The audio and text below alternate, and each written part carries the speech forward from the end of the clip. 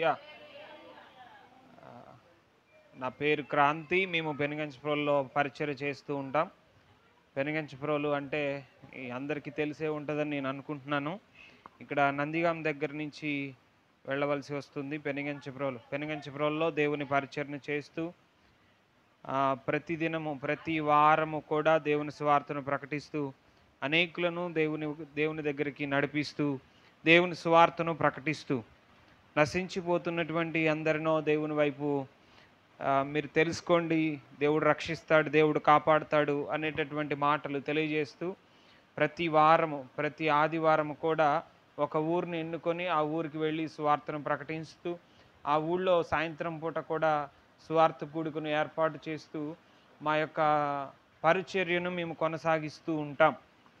12 గంటల నుంచి 3 గంటల వరకు మా దగ్గర ఆరాధన జరుగుతూ ఉంటుంది. ఉదయకాల సమయంలో 8 గంటల నుంచి 11 గంటల వరకు ఈ సువార్త పరిచర్య సువార్త కార్యక్రమం అంతా కూడా చేస్తూ ఉంటాం.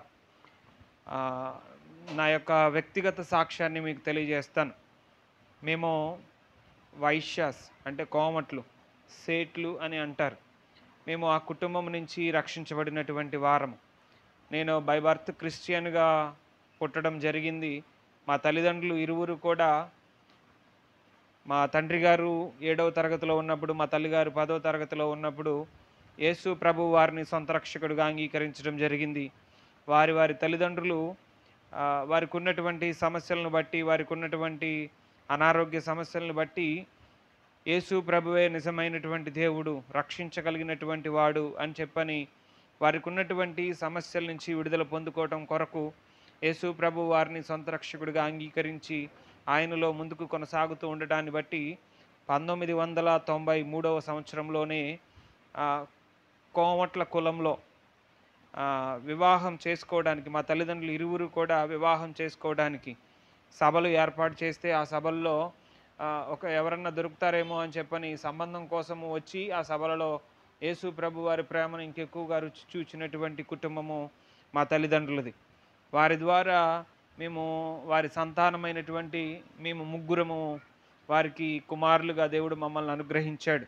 ముగ్గురులో మూడవ కుమారుడిని నేను దేవుని పని కొరకు నన్ను నేను ప్రతిష్ఠించుకొని తల్లిదండ్రుల ద్వారా ప్రతిష్ఠించబడి దేవుని సువార్తను, దేవుని పరిచర్యను అనేక గ్రామాలలో, అనేక ప్రాంతాల్లో దేవుని కొరకు బలంగా వాడబడుతున్నటువంటి ఒక సేవకుడిగా నేను మీ ఎదుట నిలబడుతూ వస్తూ ఉన్నాను. గడిచినటువంటి దినాలలో దేవుని పరిచర్య కొరకు అనేక ప్రాంతాలు వెళ్ళడం జరిగింది. మొన్నటి దినాన కూడా మా యొక్క ఏరియాలో మీటింగ్స్ జరుగుతుంటే అక్కడికి వెళ్ళడానికి దేవుడు కృపను గ్రహించాడు. అదేవిధంగా మాకున్నటువంటి వ్యవహారాలు కొన్ని విషయాలు మీకు తెలియజేయాలని ఆశపడుతూ ఉన్నాను. నాకున్నటువంటి ఇరువురు అన్నలు మంచి వ్యాపారం చేస్తూ ఉంటారు. మేము చేస్తున్నటువంటి వ్యాపారము చిన్నపాటి వ్యాపారమే అయినప్పటికీ కూడా దేవుడు దాంట్లో మమ్మల్ని అత్యధికంగా ఆశీర్వదించాడు. ఏ విధంగా మమ్మల్ని ఆశీర్వదించాడు అని అంటే మమ్మల్ని మా బంధువులు కానీ, మా స్నేహితులు కానీ, మాకు తెలిసినటువంటి వారు కానీ ఎవరు మమ్మల్ని ఆదరించలేదు, మమ్మల్ని ఎవరు ఓదార్చలేరు. కానీ మా ఇరువురు అన్నదమ్ములు చేస్తున్నటువంటి వ్యాపారాన్ని దేవుడు ఆశీర్వదించి మా తల్లిదండ్రులు మా మీద చూపించినటువంటి ప్రేమ కనికరమును బట్టి, దేవుడు మా మీద చూపించినటువంటి దయను బట్టి దేవుడు మా వ్యాపారాలను ఎంతగానో ఆశీర్వదించాడు. మేము చేస్తున్నటువంటి వ్యాపారము బిస్కెట్స్, చాక్లెట్స్, కురుకురేలు అవన్నీ కూడా హోల్సేల్ బిజినెస్లు చేస్తూ ఉంటాం. ఆ హోల్సేల్ బిజినెస్లో మేము స్టార్టింగు 1,30,000 పెట్టి ఆ యొక్క వ్యాపారాన్ని ప్రారంభించాం. 1,30,000తో ప్రారంభించినటువంటి వ్యాపారము ఇప్పుడు నెలకి 70 నుంచి 80 లక్షల వరకు బిజినెస్ మేము చేసుకోగలుగుతూ ఉన్నాం. మొట్టమొదటిగా ఒక 1,30,000తో పెట్టాం. నా యొక్క 30,000, ఇంకొక అన్నవి ఒక 50,000, ఇంకొక అన్నవి 50,000 అట్లాగా వేసి ముగ్గురము అన్నదమ్ములము ఐక్యత కలిగి వ్యాపారం స్టార్ట్ చేశాము. ఇప్పుడు 70 నుంచి 80 లక్షల వ్యాపారం చేయగలుగుతూ ఉన్నాం. ఈ వ్యాపారం అంతా కూడా, ఈ లావాదేవీలన్నీ కూడా దేవుడే మమ్మల్ని దీవిస్తూ, దేవుడే మమ్మల్ని ఆశీర్వదిస్తూ ఈ స్థాయికి నడిపించుకుంటూ వచ్చారు. ఏ నాయకులను కానీ, ఏ అధికారులను కానీ, లేకపోతే ఏ బంధువులను కానీ, ఏ రక్త సంబంధికులను కానీ వెళ్ళి అడగలేదు, ఎవరిని ఆశ్రయించలేదు. జీవము కలిగినటువంటి దేవాతి దేవుని వైపు మా 2 చేతులు, మా 2 హస్తాలు తెల్లవారుజామున 3:30 నుంచి 4 గంటల వరకు ఎవరికి వారు వ్యక్తిగతంగా దేవుని సన్నిధిలో చేతులెత్తి ప్రార్థన చేయడాన్ని బట్టి దేవుడు ఆ స్థితిలో ఉండడానికి మాకు కృపను అనుగ్రహించాడు. ఆ స్థితిలో ఉండి ఇప్పుడు ఒక మందిరాన్ని, ఒక నూతనమైనటువంటి మందిరాన్ని పెనిగంచిప్రోలు పట్టణంలో, పెనిగంచిప్రోలు గ్రామం అది, పట్టణమేమి కాదు, పంచాయతీ. ఆ యొక్క గ్రామంలో నడిబొడ్లో అందరూ అన్యజనులే, అందరూ అన్యులే. యేసుప్రభు అంటే ఇష్టమే, కానీ సొంత రక్షణగా అంగీకరించలేదు. ఆ ప్రాంతంలో సుమారు ఒక 82 లక్షలు పెట్టి దేవుని మందిరాన్ని నిర్మించడానికి దేవుడు మాకు కృపను అనుగ్రహించాడు. హల్లెలూయా. అన్నయ్య వాళ్ళు చేస్తున్నటువంటి వ్యాపారంలో నుంచే మేము ఆ స్థలం కొనడానికి, అక్కడ ఉన్నటువంటి స్థలము అమ్మా నాన్న వాళ్ళది వచ్చిన కట్నం డబ్బులతో కొన్నారు 1 సెంటు. ఇంకొక సెంటు ఉంది, అది కలిస్తే 2 సెంట్లు కలిస్తే మెయిన్ సెంటరే అదంతా కూడా. ఆ సెంటర్లో మేము కట్టాలి, ఎక్కడికి వెళ్ళకూడదు. ఊరు బయటికి ఆ స్థలం అమ్మేసి ఊరు బయటికి వెళితే దాదాపు 4-5 ఎకరాలు వస్తాయి. కానీ ఆ స్థలం అమ్ముకోకుండా ఆ స్థలంలోనే దేవుని మందిరాన్ని కట్టాలని ఆశ కలిగి దేవునికి ప్రార్థన చేస్తూ ఉంటే దేవుడు మమ్మల్ని ఆశీర్వదించి ఆ స్థలంలో మందిరం కట్టడానికి దేవుడు కృపను అనుగ్రహించాడు. 3 స్టేర్లు వేసాము. కింద నాన్న వాళ్ళు ఉండడానికి, పైన దేవుని మందిరానికి, ఆ పైన ఎవరన్నా సేవకులు వచ్చినప్పుడు ఉండడానికి. ఆ విధంగా బిల్డింగ్కి జీసస్ అనే పేరు కూడా, పెద్ద అక్షరాలతో పేరు రాపించడానికి ఎవరు ధైర్యం చెయ్యరు, వెనకాడుతూ ఉంటారు. మా చర్చి ఎదుట ఉంటున్నటువంటి వారు పెద్ద కులస్తులు, కానీ వేరే వ్యక్తులైతే ఎవరు ధైర్యం చెయ్యరు. కానీ మేము మాత్రం ధైర్యం చేసి నా దేవుని పేరును, నన్ను రక్షించినటువంటి దేవాతి దేవుని పేరు నేను నిలవబెట్టాలి, ఆయనకు సాక్షార్థంగా నేను నిలవబడాలి అని ఆశ కలిగి, మా కుటుంబం అంతా ఆశ కలిగి ఆ స్థలంలో, ఆ మందిరానికి జీసస్ అనే పేరు పెట్టడానికి కూడా దేవుడు కృపను అనుగ్రహించాడు. ఆ విధంగా మమ్మల్ని అందరినీ ఆశీర్వదిస్తూ, కుటుంబాన్ని ఆశీర్వదిస్తూ అత్యధిక స్థాయిలో ఉంచి మంచిగా వ్యాపారాలు చేసుకోవడానికి దేవుడు కృపను అనుగ్రహిస్తూ, అదేవిధంగా కుటుంబాన్ని మంచిగా పోషించుకోవడానికి కృపను అనుగ్రహిస్తూ, ఇరువురు అన్నయ్యలకి కూడా వివాహం చేయడానికి దేవుడు కృపను అనుగ్రహించాడు. వివాహం జరిగింది.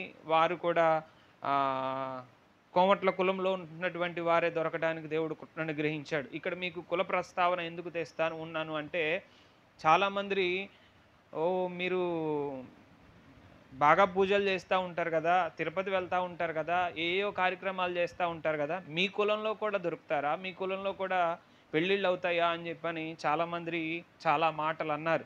అయినప్పటికీ కూడా దేవాతి దేవుడు మా మొరలు, మా తల్లిదండ్రులు చేసినటువంటి ప్రార్థనలు దేవుడు ఆలకించి 2 అన్నయ్యలకి వివాహం అవ్వడానికి దేవుడు కృపను అనుగ్రహించాడు. ఇద్దరు కూడా కోమట్ల కులంలో వాళ్ళే. పెద్ద వదినేమో వాళ్ళ నాన్నగారు పిడుగురాళ్ళ, చిన్న వదిన వాళ్ళ నాన్నగారు హైదరాబాద్. ఆయన పరిచయం చేస్తూ ఉంటారు, ఈయన బిజినెస్ చేస్తూ ఉంటారు. దేవుడు మంచి కుటుంబాలను దేవుడు మాకు అనుగ్రహించి దేవుని పరి కొరకు, దేవుని పొలంలో నాటబడినటువంటి వారిగా దేవుని పరిచర్లో ముందుకు కొనసాగటానికి మంచి వారిని ఎన్నుకొని మా దగ్గరికి నడిపించడం జరిగింది. అందరము కలిసి మేము దేవుని సువార్తను ప్రకటిస్తూ అనేక గ్రామాలు తిరుగుతూ ఉంటాం. రీసెంట్గా నిన్న ఆదివారం కూడా ఒక గ్రామానికి వెళ్ళి సువార్తను ప్రకటిస్తూ ఉన్నప్పుడు, ఎవడు రమ్మన్నాడురా మిమ్మల్ని, ఎందుకు వచ్చారా అని చెప్పని మా ఫ్యామిలీ అంతటి మీదకి ఏలెత్తి చూపిస్తూ హేళన చేశారు. అయినప్పటికీ మేము ఎక్కడా ఎదురు తిరగలేదు. మనం రోడ్డు ఉంది, రోడ్డు ఇచ్చారు, గవర్నమెంట్ వేసింది, ఆ రోడ్డు మీద తిరుగుతూ సువార్తను ప్రకటిస్తున్నాం. ఇంటే వింటారు, లేకపోతే లేదని చెప్పేసి అక్కడ మాట్లాడి, అక్కడ వాళ్ళు వీడియోలు కూడా తీసుకున్నారు. అక్కడ మాట్లాడేసి ఆ మాట చెప్పేసి సువార్తను ప్రకటించేసి మళ్ళీ వెనక్కి రావడం జరిగింది. ఈ విధంగా మా కుటుంబం అంతా కూడా దేవుని పరిచర్లో, దేవుని కొరకు నిలవబడుతున్నటువంటి సాక్షులుగా మేము ముందుకు కొనసాగుతూ ఉన్నాం. ఇంకనూ మా పరిచర్ల కోసమే ప్రార్థన చేయండి, మా కోసమే, ఈ సంఘం కోసమే ప్రార్థన చేయండి. ఇది నా వ్యక్తిగత సాక్ష్యం.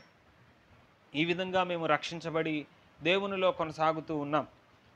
ఈ రోజున ఇక్కడ కూడి ఉన్నటువంటి మనమందరము, ఈ ఐపీసీ యేసుక్రీస్తు ప్రార్థనా మందిరము, ఈ సంఘ సభ్యులందరూ కూడా ఈ రోజున ఉపవాస ప్రార్థన అని చెప్పని ప్రతి నెల జరుగుతున్నటువంటి ఉపవాస ప్రార్థనకి నన్ను ప్రత్యేకంగా స్టీఫెన్ అన్న ఆహ్వానించడాన్ని బట్టి దేవుని సన్నిధిలో ప్రార్థన చేసి ఇక్కడికి రావడానికి దేవుడు నాకు కృపను గ్రహించాడు. అయితే ఈ ఉపవాస ప్రార్థనలో ప్రతి నెల జరుగుతూనే ఉంది ఉపవాస ప్రార్థన. ప్రతి నెలలో ఏదో ఒక రోజు మనము కూడుకుంటూనే ఉన్నాం. లేకపోతే ఒక ప్రత్యేకమైనటువంటి దినాన్ని ఏర్పాటు చేసుకుని ఉపవాస ప్రార్థనలు మనము గడుపుతూ ఉన్నాం. అయితే ప్రత్యేకంగా గడుపుతున్నటువంటి ఉపవాస ప్రార్థనలలో సంఘములో మనము ఉజ్జీవం చూడగలుగుతూ ఉన్నామా? సంఘములో ఉజ్జీవము అనేది ఒక మాటలో రాదు. ఒక మాట ఉజ్జీవము అనేటటువంటి మాటలో ఉజ్జీవము ఉంది. కానీ సంఘములో ఉజ్జీవము ఎంతవరకు ఉంది? సంఘములో ఉంటున్నటువంటి మనం అందరము ఎంత ఆసక్తితో దేవుని ఆరాధించగలుగుతూ ఉన్నాం? సంఘములో ఉంటున్నటువంటి మనం అందరము ఎంతవరకు ఐక్యత కలిగి ఉన్నాం? దేవుని మాటలు వినటలోనో లేకపోతే దేవుని పని చేయుటలోనో ఎంతవరకు జీవము కలిగినటువంటి వారిగా మనము ఉన్నాం? సంఘము అనేది జీవము కలిగినటువంటిది. ఈ సంఘాన్ని సృష్టించినటువంటి దేవాతి దేవుడు జీవము కలిగినటువంటి వాడు. తిమోతికి రాసినటువంటి మొదటి పత్రిక 3వ అధ్యాయము 15వ వచనములో అంటా ఉన్నాడు, అయినను నేను ఆలస్యము చేసిన ఎడల దేవుని మందిరములో అనగా జీవము గల దేవుని సంఘములో జనులెలాగూ ప్రవర్తింపవలెనో అది నీకు తెలియవలెనని ఈ సంగతులు నీకు రాయిచున్నాను. ఈ సంఘము సత్యమునకు స్తంభమునై ఆధారమునై ఉన్నది అని అంటా ఉన్నాడు. ఈ జీవము కలిగినటువంటి సంఘము అనేది సత్యమునకును జీవమునకును ఆధారమై ఉన్నది అని అంటా ఉన్నాడు. సత్యమునకు జీవమునకు ఆధారమై ఉన్నటువంటి సంఘములో నీవు స్థాపించబడి ఉన్నావు కదా, నీ ప్రవర్తన ఏ విధంగా ఉంది, లేకపోతే నీ నడవడిక ఏ విధంగా ఉంది, లేకపోతే నీ కుటుంబ వ్యవస్థ ఏ విధంగా ఉంటుంది అనేటటువంటిది నా క్వశ్చన్. ఏ విధంగా జీవిస్తూ ఉన్నావు? జీవము కలిగినటువంటి సంఘము ఈ సంఘము.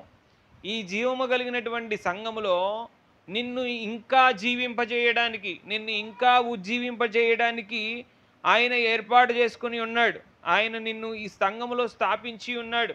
ఆ జీవము కలిగినటువంటి సంఘములో జీవము కలిగినటువంటి ఆత్మను కలిగి నీవు నడుస్తున్నావా? లేకపోతే నీ వ్యక్తిగత విషయాలను, నీ వ్యక్తిగత ఆశలను, నీ వ్యక్తిగత కోరికలను నెరవేర్చుకోవడానికి దేవుని సంఘానికి వస్తున్నావా? దేవుని సంఘానికి వస్తూ ఉన్నప్పుడు ఏ విధంగా రావాలి అంటే, కోరికలు ఉండవచ్చు.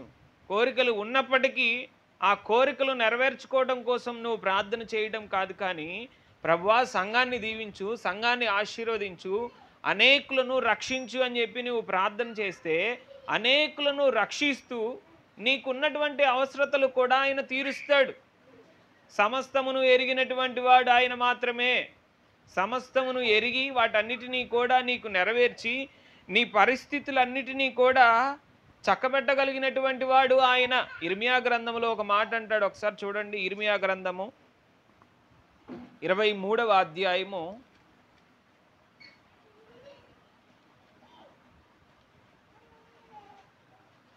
23వ అధ్యాయము 36వ వచనం. యెహోవా భారమను మాట మీరిక మీదట జ్ఞాపకము చేసుకొనవద్దు, జీవము గల మన దేవుని మాటలను, సైన్యములకు అధిపతియగు దేవుడునగు యెహోవా మాటలను మీరు అపార్థము చేసితిరి. కాగా ఎవని మాట వానికే భారమగును. మాట ఇచ్చినటువంటి వాడు పిచ్చోడు కాదు. మాట ఇచ్చినటువంటి వాడు జీవము కలిగినటువంటి వాడు. మాట ఇచ్చినటువంటి వాడు ఆ మాటను నెరవేర్చగలిగినటువంటి వాడు. మాట ఇచ్చినటువంటి వాడు ఆ మాటను స్థిరపరచగలిగినటువంటి వాడు. నేను అంటాను, వాగ్దానం చేసినటువంటి వాడు నమ్మదగిన వాడు. ఎంతటి వాగ్దానమైనా ఆ వాగ్దానాన్ని నెరవేర్చడానికి సమర్థత కలిగినటువంటి వాడు.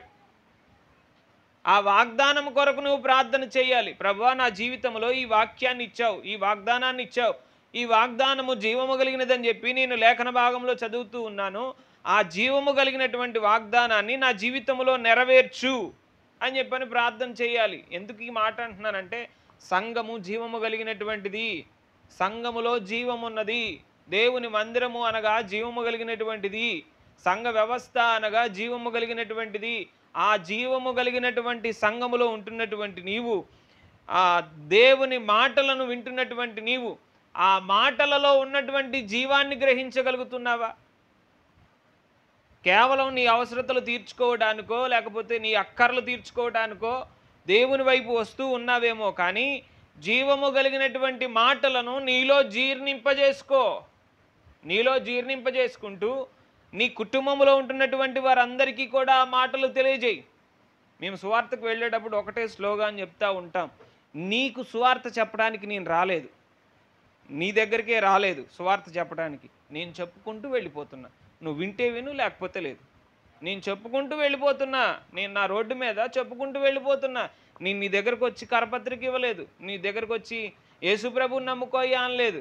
నేను అంటున్నాను, సంఘానికి వస్తున్నటువంటి నీవు జీవము ఉన్నది అని చెప్పి నమ్ముతున్నావు కదా, ఆ జీవము నీలో ఎంతవరకు పనిచేస్తూ ఉంది? ఆ జీవం అనేది మనలో పనిచేయాలి. ఈ సమయం అనేది, దేవుని రాకడ అనేది త్వరగా ఉంది. కొన్ని విషయాల్లో సోలిపోతూ ఉంటాం, అలసిపోతూ ఉంటాం. కానీ జీవము కలిగినటువంటి సంఘంలో జీవింపజేయగలిగినటువంటి ఆత్మ నివసిస్తూ ఉంది, జీవింపజేయగలిగినటువంటి ఆత్మ సంచారం చేస్తూ ఉంది. ఆ ఆత్మను కలిగి నడుస్తున్నటువంటి నీవు కేవలము నేను యేసుప్రభుని నమ్ముకున్నానుగా, యేసుప్రభు నాకు సహాయం చేస్తాడులే అన్నట్లుగా ఉంటూ ఉన్నావేమో, కానీ దేవుని మాట జీవము కలిగింది. ఆ జీవము కలిగినటువంటి మాట నీలో లోపల ఉంచుకొని నడవగలుగుతున్నావా, లేకపోతే ఆ మాట ప్రకారం నీవు జీవించగలుగుతూ ఉన్నావా అనేది నిన్ను నీవు ఒకసారి ఆలోచన చేసుకోవాలి, నిన్ను నీవు ఒకసారి పరీక్షించుకోవాలి. జీవము కలిగినటువంటి ఆత్మ ఎప్పటికీ కూడా నీలో పనిచేస్తూ ఉంటే జీవం అనేది నీలో చనిపోదు. నీ వ్యక్తిగత కారణాల్లో, నీ వ్యక్తిగత విషయాల్లో ఎప్పుడు కూడా నీవు కృంగిపోవు. నీలో ఒకవేళ జీవింపజేయగలిగినటువంటి ఆత్మ లేకపోతేనే ఒకవేళ నువ్వు కృంగిపోతూ ఉంటావు. రోమీలకు రాసినటువంటి పత్రిక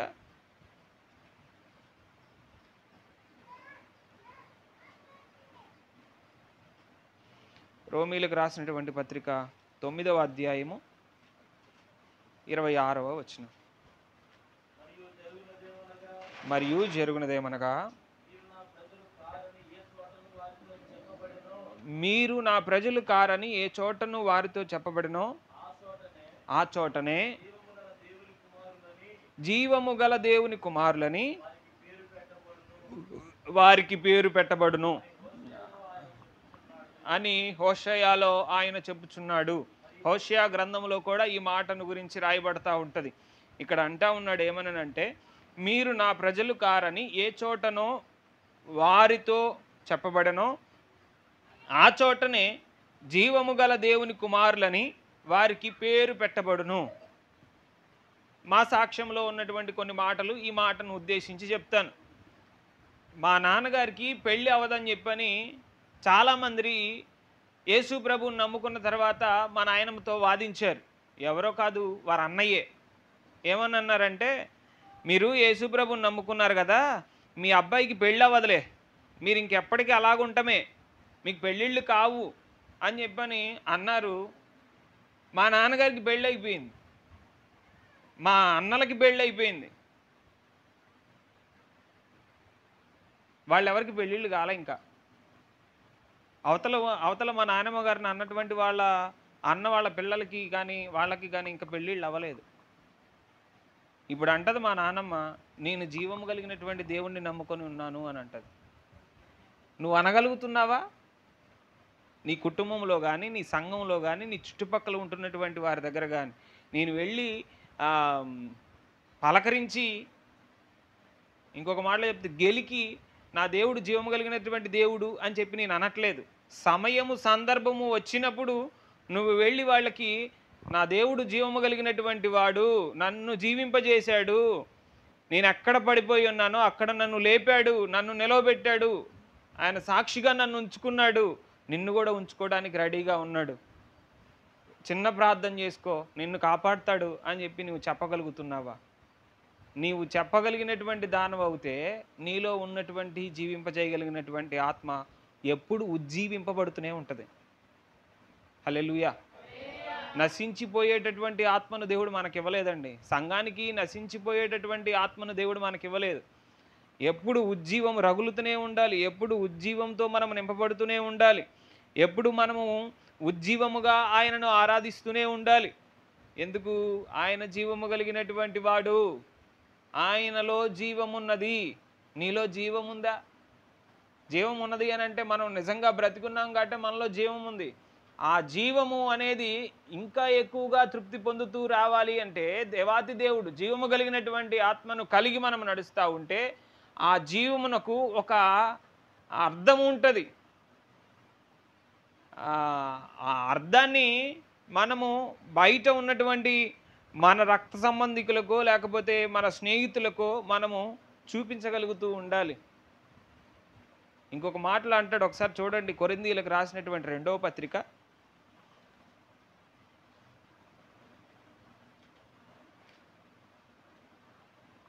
3వ అధ్యాయము 3వ వచనం.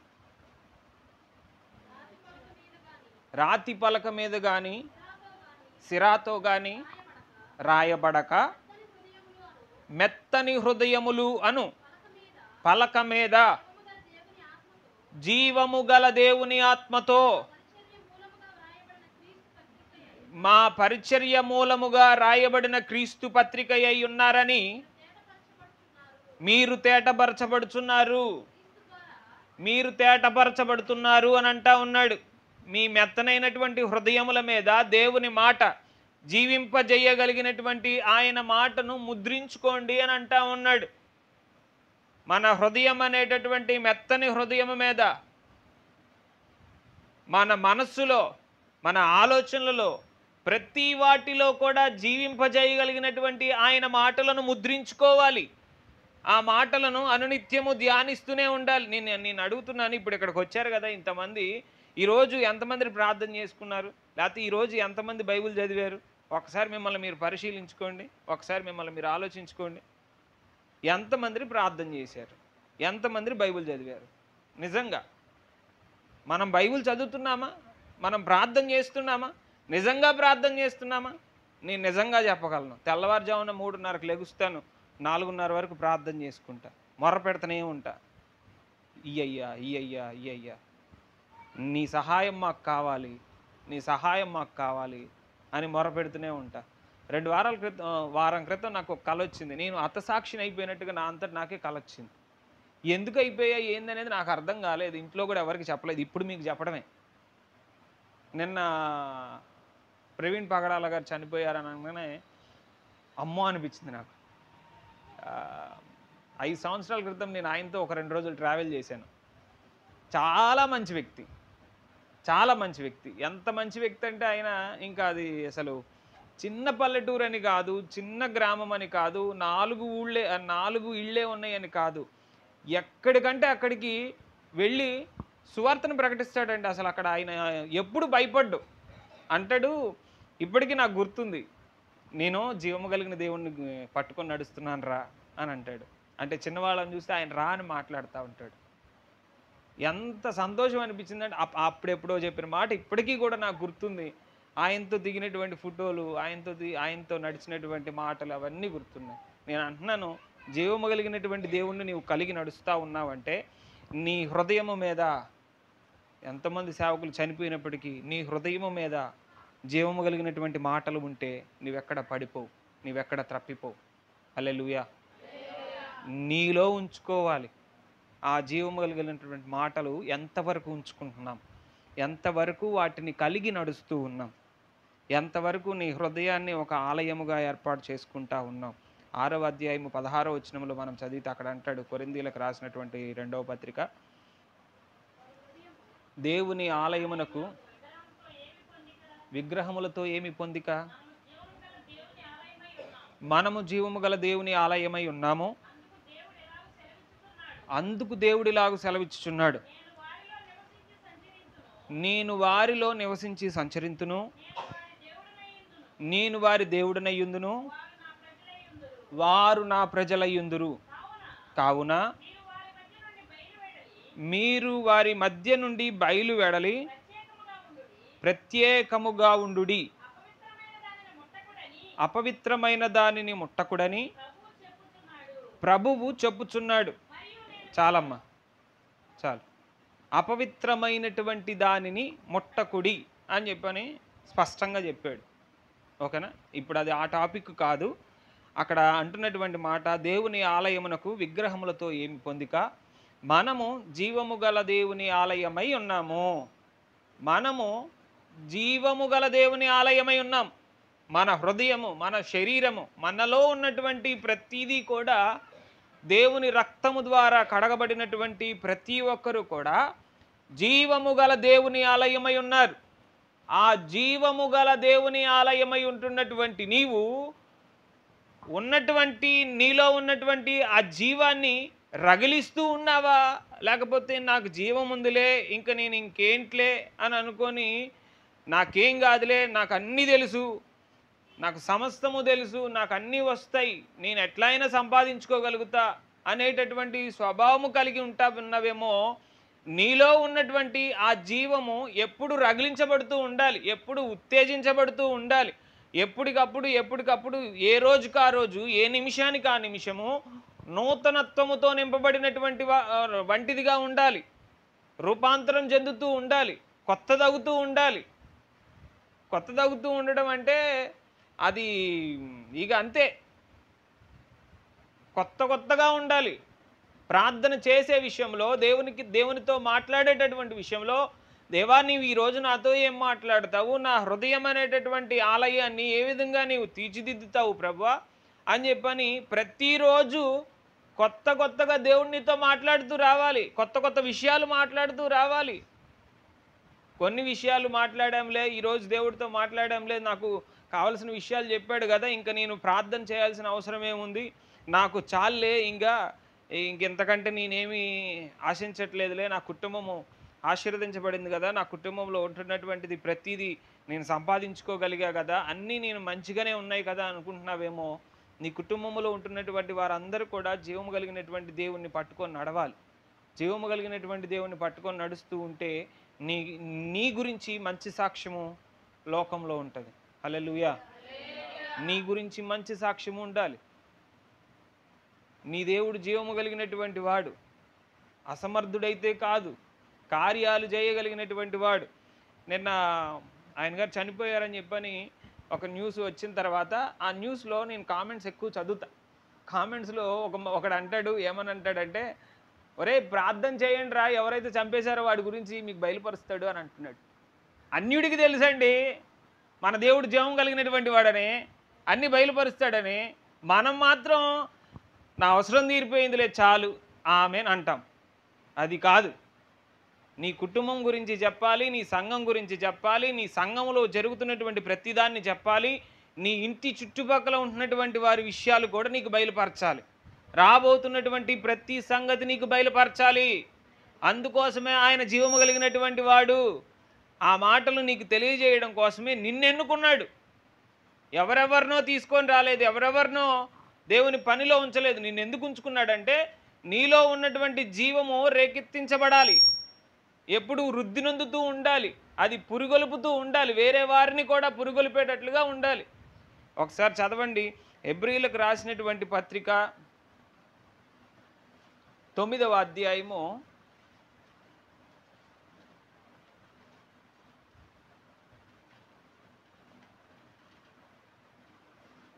9వ అధ్యాయము 14వ వచనం. నిత్యుడగు ఆత్మ ద్వారా తన్ను తాను దేవునికి నిర్దోషినిగా అర్పించుకొనిన క్రీస్తు యొక్క రక్తము నిర్జీవ క్రియలను విడిచి జీవము గల దేవుణ్ణి సేవించుటకు మీ మనస్సాక్షిని ఎంతో ఎక్కువగా శుద్ధి చేయును. మీ మనస్సాక్షిని శుద్ధి చేస్తుంది. దేవునిలో నడుస్తూ ఉంటే, దేవుని జీవము కలిగినటువంటి ఆత్మను కలిగి నడిస్తే మనస్సాక్షిలో ఉన్నటువంటి ప్రతి మలినమును, ప్రతి కల్మషమును తీసివేసి నూతనమైనటువంటి వారిగా తీర్చిదిద్దుతూ ఉంది. జీవము కలిగినటువంటి దేవుని సేవ ఇది. జీవము లేనటువంటిది కాదు, మాట్లాడనటువంటిది కాదు, విననటువంటిది కాదు, చూడనటువంటిది కాదు. అన్నీ చూస్తూ, అన్నీ జరిగిస్తూ, అన్ని పనులను నీకు చక్కబెట్టగలిగినటువంటి జీవము కలిగినటువంటి ఆత్మను నీవు కలిగి ఉంటున్నావు కదా.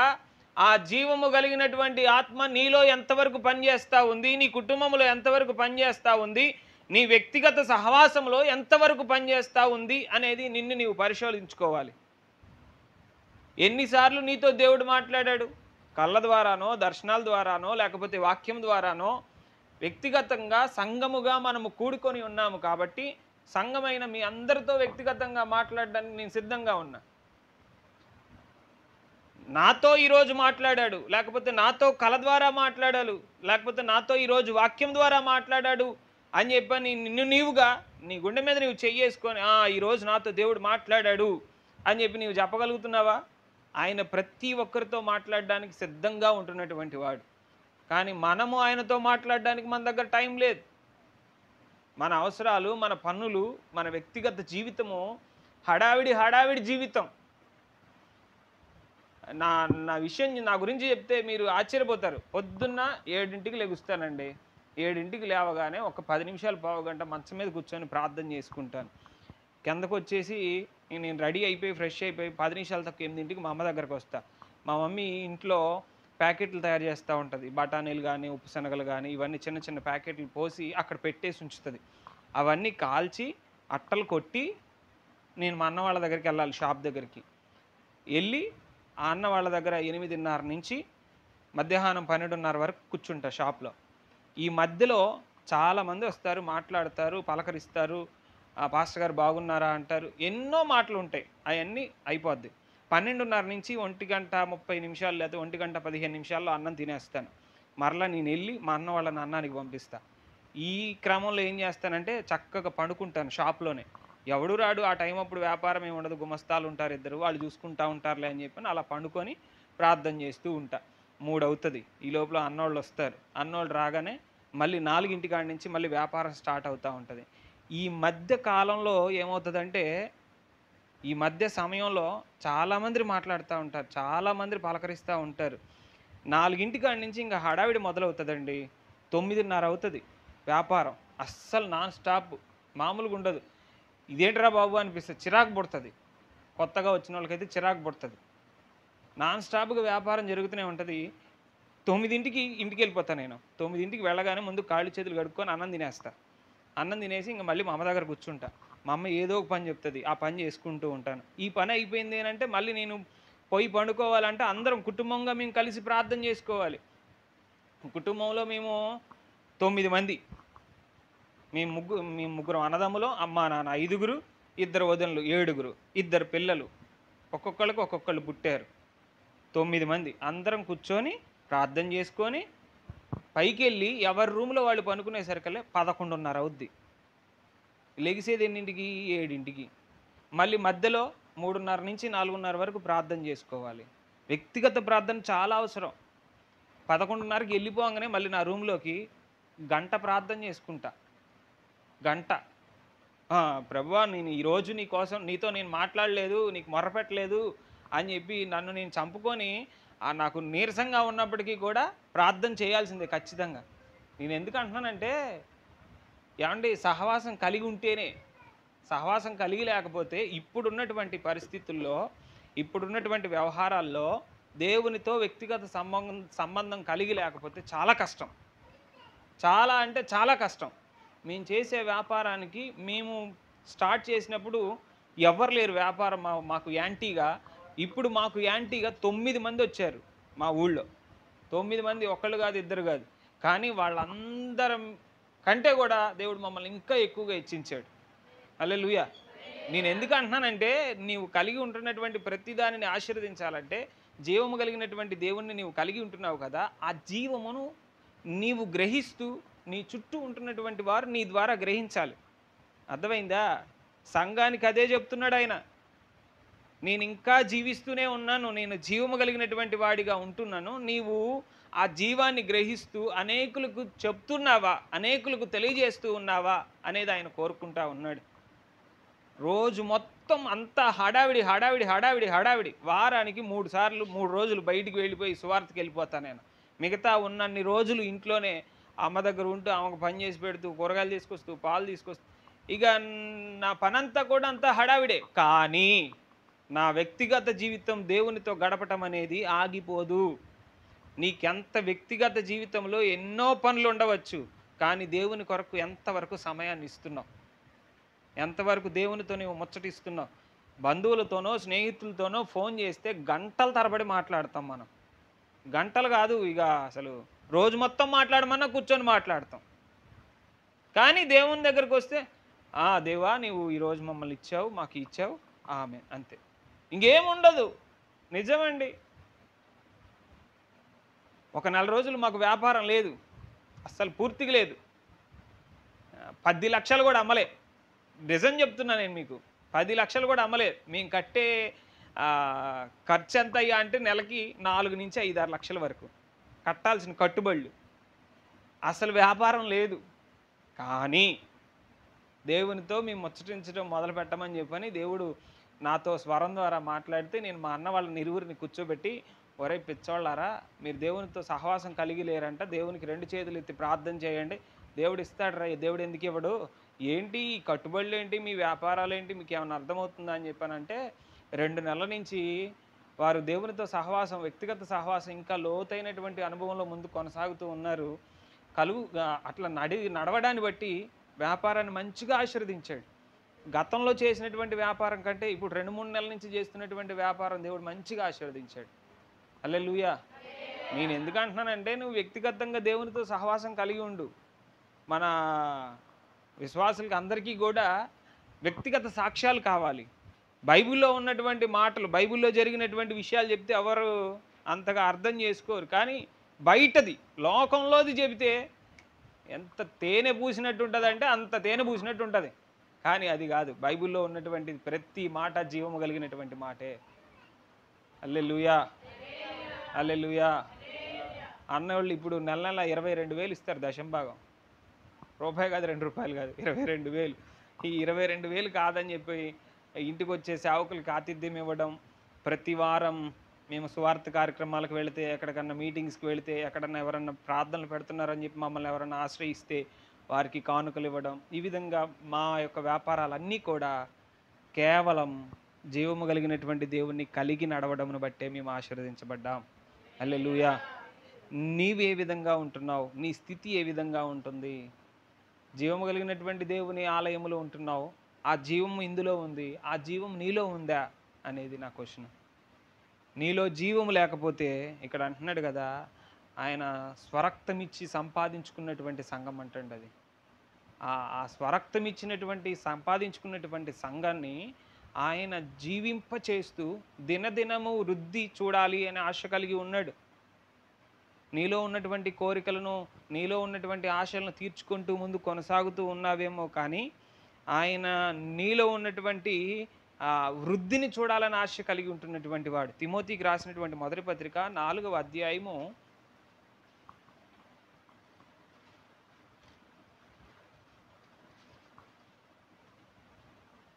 10వ వచనం. మనుషులందరికీ రక్షకుడును, మరి విశేషముగా విశ్వాసులకు రక్షకుడునైన దేవుని యందు మనము నిరీక్షణ ఉంచి ఉన్నాము గనుక ఇందు నిమిత్తము ప్రయాసముతో పాటుపడుదుము. ఇక్కడ అంటున్నాడు విశ్వాసులకు అని అంటా ఉన్నాడు. చూడండి ఒకసారి, అక్కడ అందరు చూడండి.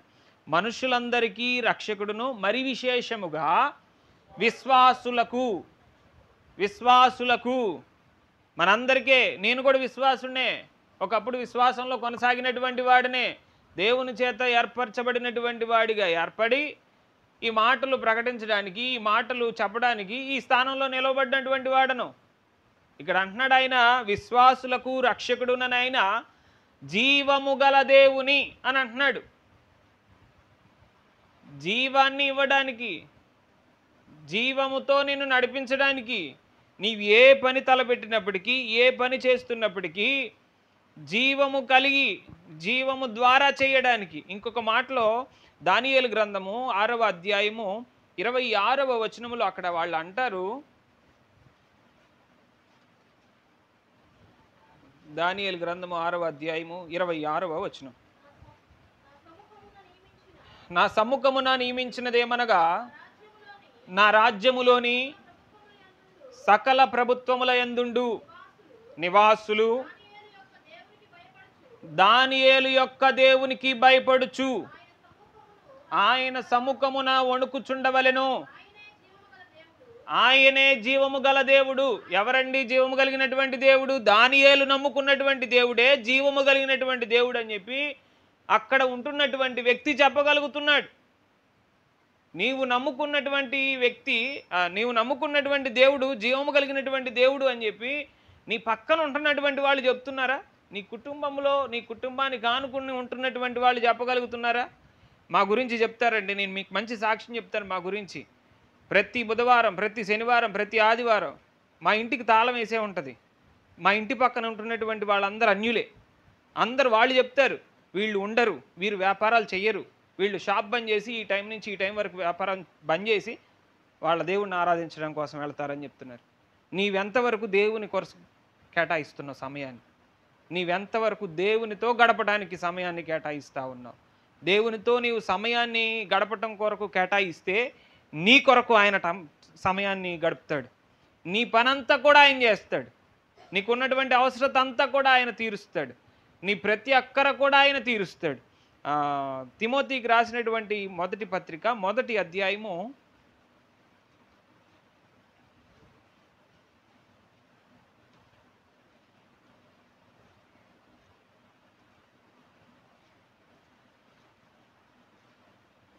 9వ వచనం.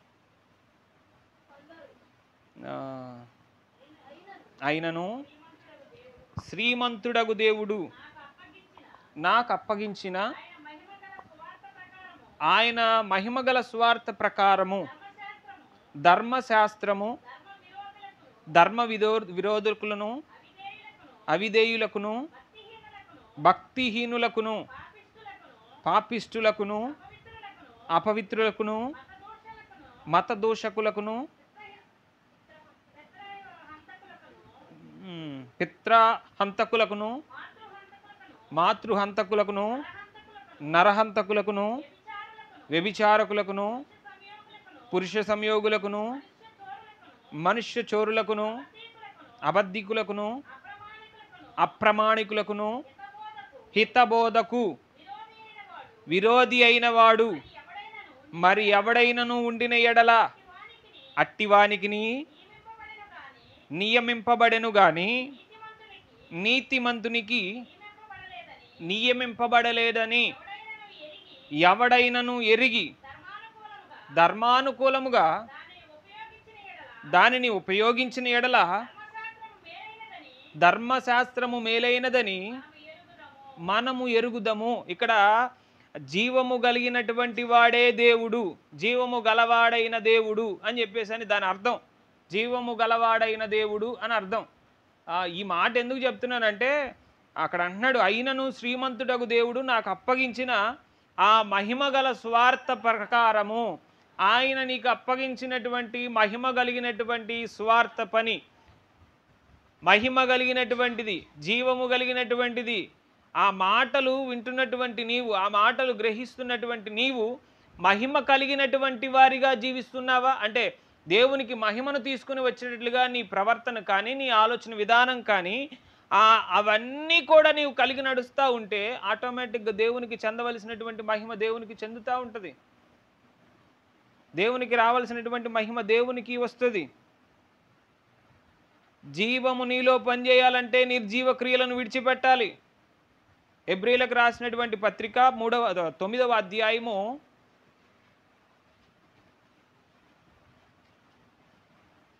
14వ వచనం.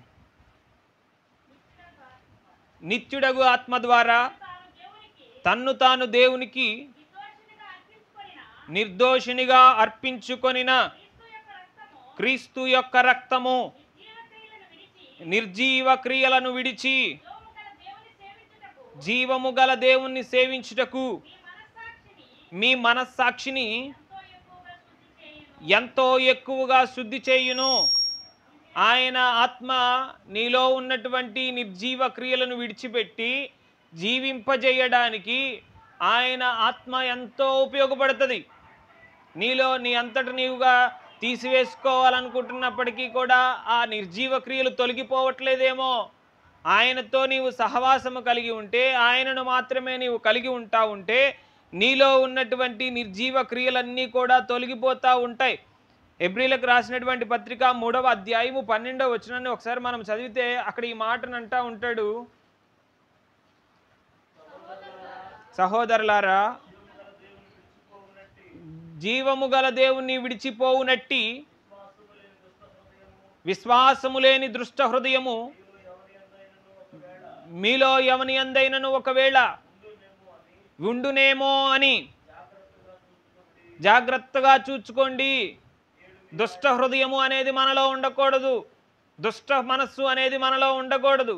దుష్ట ఆలోచనలు అనేవి మనలో ఉండకూడదు. జీవము కలిగినటువంటి సంఘములో ఉంటున్నటువంటి నీవు, జీవము కలిగినటువంటి దేవుని కలిగి ఉంటున్నటువంటి నీవు, నీలో దుష్ట క్రియలు పనిచేస్తూ ఉన్నాయేమో, దుష్ట ఆలోచనలు పనిచేస్తూ ఉన్నాయేమో, వాటన్నిటినీ కూడా చంపివేసుకోవాలి, వాటన్నిటినీ కూడా విడిచిపెట్టాలి, వాటన్నిటి ప్రకారము నీవు నడవకూడదు అని చెప్పేసి ఇక్కడ చెప్తా ఉన్నాడు. తిమోతికి రాసినటువంటి మొదటి పత్రిక 1వ అధ్యాయము 9వ వచనంలో మనం చదివితే అక్కడ ఈ మాట అంటూ ఉన్నాడు కదా, వట్టి వాటిని విడిచి జీవము గల దేవుని దాసులవుట కొరకు మిమ్మల్ని ఏర్పాటు చేసుకున్నాడంట. వట్టి వాటిని విడిచిపెట్టాలి, అనవసరమైనటువంటి పనులన్నిటినీ కూడా విడిచిపెట్టాలి, అవసరమైనటువంటి వాటి కొరకు నిన్ను ఏర్పాటు చేసుకున్నాడంట ఆయన. కీర్తనల గ్రంథము 42వ కీర్తన 2వ చరణంలో చదివితే,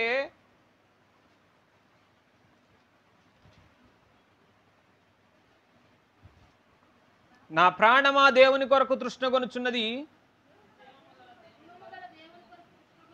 జీవము గల దేవుని కొరకు తృష్ణగొనుచున్నది, దేవుని సన్నిధికి నేను ఎప్పుడు వచ్చేదను, ఆయన సన్నిధిని నేను ఎప్పుడు కనబడదను.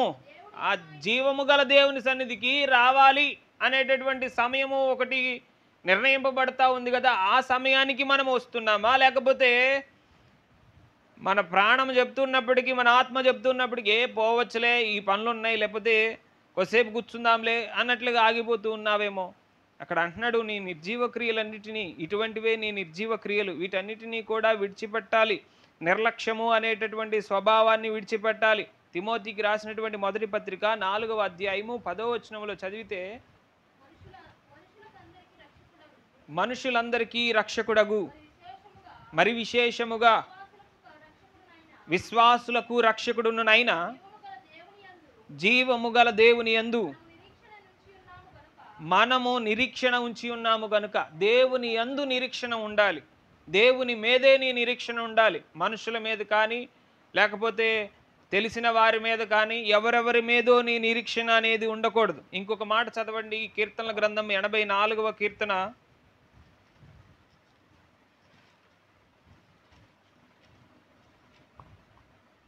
2వ చరణం. యెహోవా మందిర ఆవరణములను చూడవలెనని నా ప్రాణము ఎంతో ఆశపడుచున్నది, అది సొమ్మసిల్లుచున్నది. జీవము గల దేవుని దర్శించుటకు నా హృదయమును నా శరీరమును ఆనందముతో కేకలు వేయుచున్నవి అని అంటున్నాడు. జీవము గల దేవుని చూడటం కొరకు, జీవము గల దేవుని దర్శించుట కొరకు నీ హృదయము ఆశ కలిగి ఉంటా ఉందా? నీ హృదయము అట్లాగా నడవగలుగుతా ఉందా? నీ హృదయము ఆ విధంగా నిన్ను నీవు సిద్ధపాటు చేసుకోగలుగుతున్నావా? ఇప్పటి నుంచి అయినా ఆ జీవము కలిగినటువంటి దేవుణ్ణి కలిగి నడుస్తున్నటువంటి మనము, మన శరీరము, మన హృదయము, మన ఆలోచనలు అన్నీ కూడా దినదినము దేవుని మీదే ఆధారపడుతూ మనలో జీవింపజేయగలిగినటువంటి ఉన్నటువంటి ఆత్మను ఉజ్జీవింపబరుస్తూ మనల్ని మనము ఉజ్జీవపడుతూ దేవుని పని కొరకు ముందుకు కొనసాగుదాం. అటువంటి కృపా దేవుడు మనందరికీ అనుగ్రహించి నడిపించునుగాక. ఆమేన్. కళ్ళు మూసుకోండి, కొద్ది నిమిషాలు ప్రార్థన చేద్దాం.